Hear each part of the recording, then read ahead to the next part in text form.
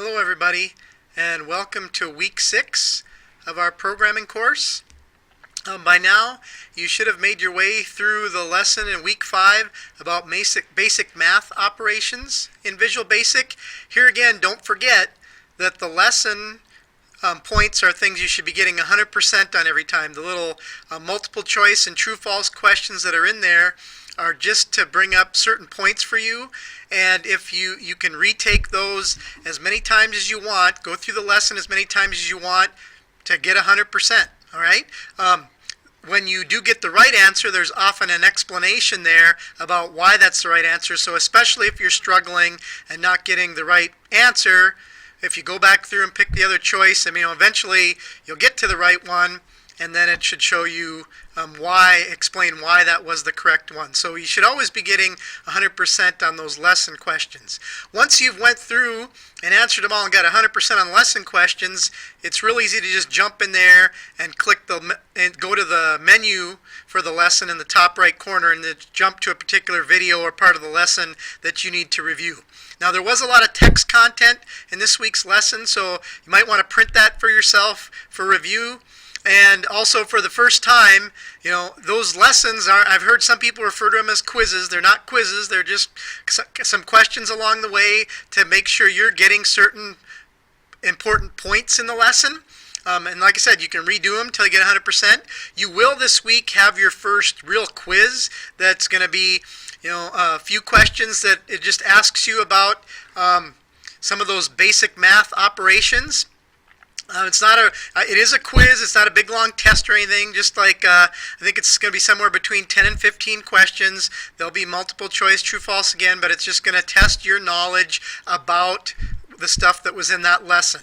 And you won't have a chance to retake that. It'll be a one-time shot for that quiz. That quiz will be available October 8th. That's the Tuesday, the last day of the week. So if you have some type of conflict and won't be able to take the quiz that day, or you're behind or whatever the case may be, make sure you let me know, because the quiz, right now it's grayed out. You can't click on it. You can just see it's there. But on the 8th of October, it'll open up. You can click the link, take it once, then you won't be able to take it again, kind of thing. So be aware if you can't take it that day to let me know. Okay?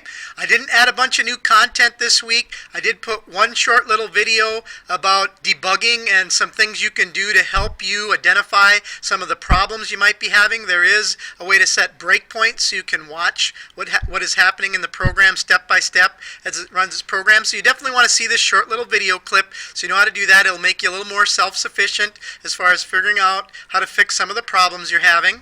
Okay, but most of your time this week is going to be spent creating 2 more small little programs that will show you understand how to put some of these math calculations into practice. Okay, digits in a number and temperature conversion are just 2 programs that I want you to turn in this week. And then of course you'll have your weekly journal entry. If you are running behind and you're having some problems with some of the programs, send me a message. I'll help you any way I can. And even if you are behind getting some of the programs in, be sure you do your journal entry for the week, every week. That can be kind of the thing that saves you and helps you keep a passing grade even if you're behind on some of the programs. If I get some writing from you each week saying, how things are going and what you've learned or what you're struggling with. Okay, so be sure to do those on time every week, even if you're behind on some other things. Also, please, please, please let me know. Send me a message if you're having any problems with the course site or accessing any of the materials, okay? I know the site isn't 100% perfect. There's little things here and there that I'm fixing all the time. So I see that there's problems. If you're noticing a problem, let me know. The big one was I just had someone this week for the first time contact me and say they weren't being able to watch the videos the whole time in the class to this point because YouTube was blocked at their school. Okay? I didn't know that until week 6. That's something I should have known way earlier so that I could fix it for them, because I can fix that problem, but I did not know that this person was having this problem. So you just have to communicate.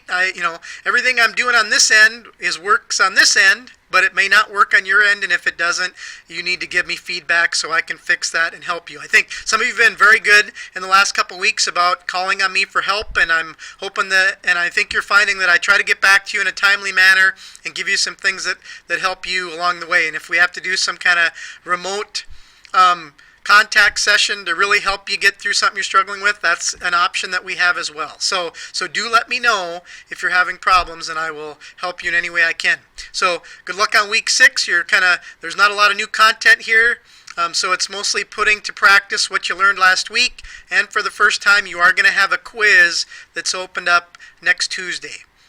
Talk to you later.